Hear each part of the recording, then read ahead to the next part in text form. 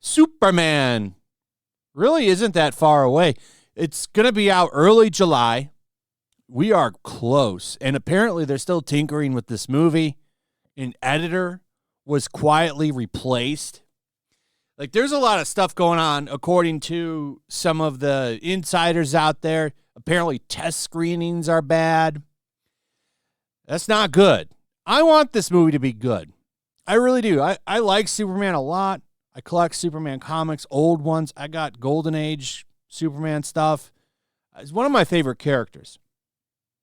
The history surrounding this character. I mean, he really is the first superhero. So I would like this to do good, because it would be great to have him be a little bit more relevant again. But I don't know. I don't know how it's going to be. I will tell you this, that Lex Luthor using interdimensional monkey keyboard warriors thing, I really hope that's just a small joke, or the context is not like it's being pushed off in the rumors. We'll see. But I enjoyed this trailer. I mean, it's pretty overwhelmingly well received. 517,000 likes to 18,000 dislikes, and I guarantee you most of those 18,000 are probably Snyder bros. I'm going to tell you right now, I was not a big fan of the Snyderverse. I liked Henry Cavill. The casting was great in those movies. However, I just was not a fan of the tone and what they did with a lot of the characters. If you could have just had somebody else with that cast, I think it would have been a hell of a lot better. That's just my opinion. I'm sure there's going to be quite a few people in the comments that disagree with that. But I would like this movie to do good. I really would. But, you know, that's going to really depend on a lot of factors. Apparently, they're doing musical chairs with the score. I really don't understand why this is so complicated. Literally, just use the John Williams score. I mean, you have a score that's perfected. It's a masterpiece. You're already using it for the trailer. Just use the John Williams score. Use the theme, at least. He already has the perfect theme. And this character needs, like, that score really helped lift up that Superman movie with Christopher Reeves. That score was a big part of why that movie really is the perfect comic book movie. So, I mean, and you look at a lot of the characters that have succeeded, like Iron Man, AC/DC stuff, Guardians of the Galaxy. Like, these movies have great scores. Now, you can't do the same directors working on this that worked on Guardians of the Galaxy, James Gunn. You can't use a bunch of pop songs for this soundtrack. You need to have a really good, hopeful score. That's why that John Williams music just hits. I hope they're just using that. You know, I'm sure there'll be some original scores in there, but it really should be in the tone of the John Williams score. Now, the test screening for this movie was apparently a disaster. I don't know if that's true or not. Who knows? But if this movie is being ripped apart by executives, that's not a good sign to me. And I say that because usually when executives start putting their hands all over a movie, it can really kill it. Because they're not really creatives. They're business people. So I would rather just see what James Gunn has cooked up than a movie that's been overly scrutinized by David Zaslav. I really would. Like, I'd rather just see what James Gunn has made. Let's just get it out and see what that is. Because David Zaslav is not a director. Let's just see what James Gunn's vision is. That's why we had that shitty Justice League movie. I will admit, like, Zack Snyder's Justice League was way better than the theatrical version. The theatrical version, in my opinion, is unwatchable. It's terrible. Hell, even the original Superman 2 is a really good example of, when you have something like that happen, because Superman 2 had the Lester and Donner cuts. And really, the good movie in there is somewhere in between. I really wish they do an ultimate cut of that movie. I really wish they would. Like, get rid of the turning back the world. I'm going off into a tangent, but my point is, just stick to the one director's vision. I mean, you've already given him the reins for so long. Last minute changes like this could really kill it. So, apparently, up to 30 minutes of footage, 25 to 30 minutes of footage has been cut, and they've replaced an editor quietly and brought in a second composer. David Zaslav is deeply involved in the final stages of pre-production, scrutinizing every frame to avoid the kind of misfires that tanked Flash, Shazam 2, Wonder Woman, 1984, Aquaman and the Last Kingdom, Black Adam, Blue Beetle, and so on. Oh, all of these movies are shit. Actually, Blue Beetle wasn't that bad. I didn't hate Blue Beetle. I didn't think it was great either. Felt like a made-for-TV movie, like a Netflix movie.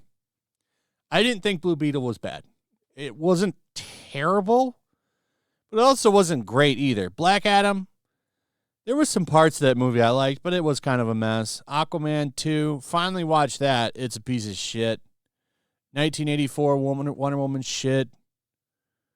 Shazam 2, never watched it, actually. Should I watch it? And The Flash, we don't even need to go in on that. That movie is a piece of dog shit. So, sources claim Gunn's original cut leaned more heavily on humor, a creative decision that apparently didn't land well with early audiences or executives.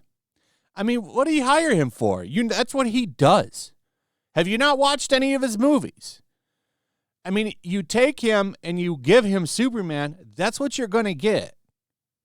For better or worse. If you didn't want that, why did you give the movie to him? In response, multiple comedic beats were cut from the film entirely, bringing both down both the tone and the runtime, which was once a more lighthearted take, is now said to be significantly leaner and more serious in presentation. I actually like a more lighthearted take with Superman, thanks. That's a better way to go with the character. I'd like to see the James Gunn cut, too. We'll never see it. Maybe we'll get a director's cut on the Blu-ray. We'll see, but I highly doubt it. Editor quietly replaced, scenes restructured. And this is the big one. Apparently, they fired this guy and made it quiet. Said partway through post-production, he was kicked. This prompted a structural shakeup in the story, with scenes reportedly being shuffled and some minor additions inserted during reshoots.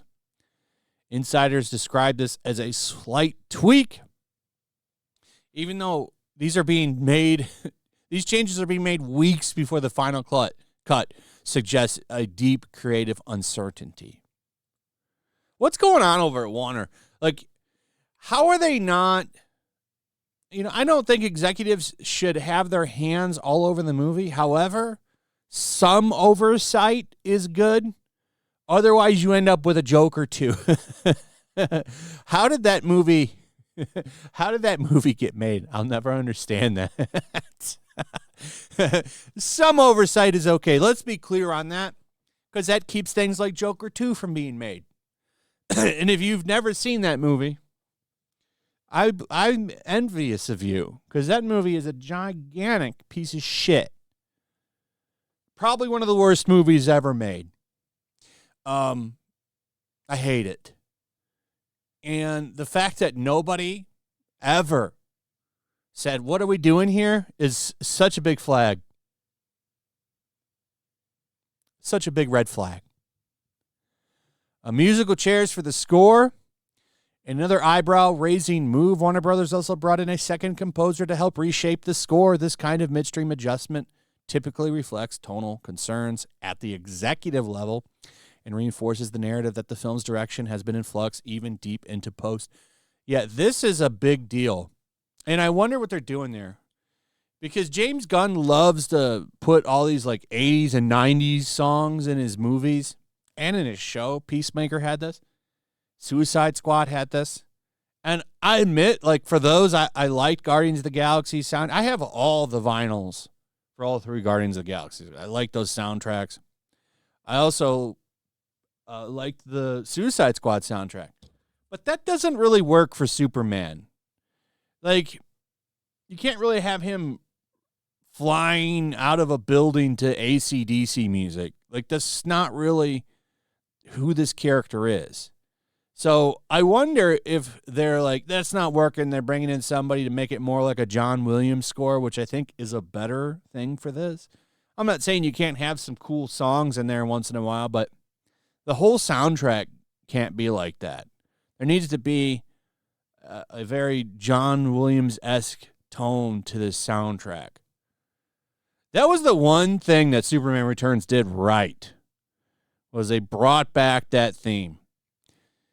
They should have used it for the Man of Steel movie as well. And that movie's got tons of problems. Honestly, I kind of hate that movie. And I think Henry Cavill's a great Superman, but the film's official runtime was revealed earlier this week, clocking in well below what many fans expected for a major superhero reboot. While early cuts were said to stretch well over 2.5 hours, the final version now runs significantly shorter, right around 2 hours.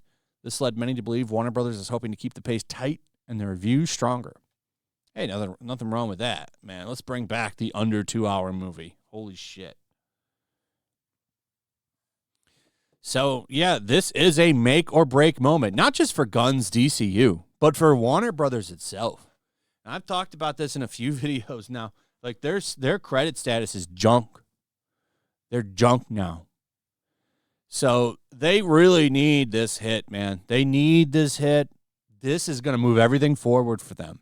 If this movie, like, this cannot be a mediocre box office. This this needs to be well received. And more importantly, it needs to kick ass at the box office. This movie, it really does need to make $1 billion, because that would greenlight so much more, because they really want to kick off a Marvel universe with this. They really do. And like their version of the Marvel universe. And to do that, this movie needs to knock it out of the park. Sounds like they're trying to make that happen last minute, but I mean, they should have just, I think they should have just went with whatever Gunn was wanting to do. I mean, that's why you hired him. How do you not know what he's going to produce? Of course, there's going to be a bunch of silly scenes in it. Like, this is what the man does. But I wonder, with all these cooks in the kitchen now, I really wonder what this movie is going to turn out to be. Like, how much of a shit show is this going to be? Will it be a shit show? Maybe it'll be really good. And I'm honestly hoping, like I said, that it's really good.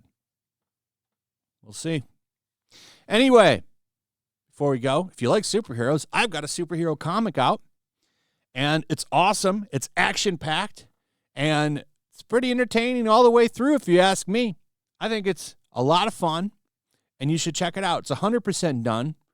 Shipping should start either late or early August, and we've got a lot of merchandise. We've got shirts. We've got posters.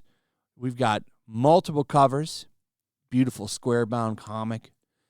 I would recommend picking up all the covers. But if you want to just jump in, you can jump in on Cover D for $17. So check it out. Link in the description. And with that, please like, comment. Let me know what you think about the Superman situation. Also, if you would, please subscribe. Subscribe if you're new. Hit that notification bell. And we'll see you on the next one. Peace. The year is 1945. World War II rages from the halls of Buckingham Palace to the shores of the Nile River. Even now, the clash between freedom and tyranny is about to boil over. Somewhere in North Africa, two American flyboys soaring high on a reconnaissance mission, searching for clues to a peculiar new obsession, with the occult gripping the Nazi high command.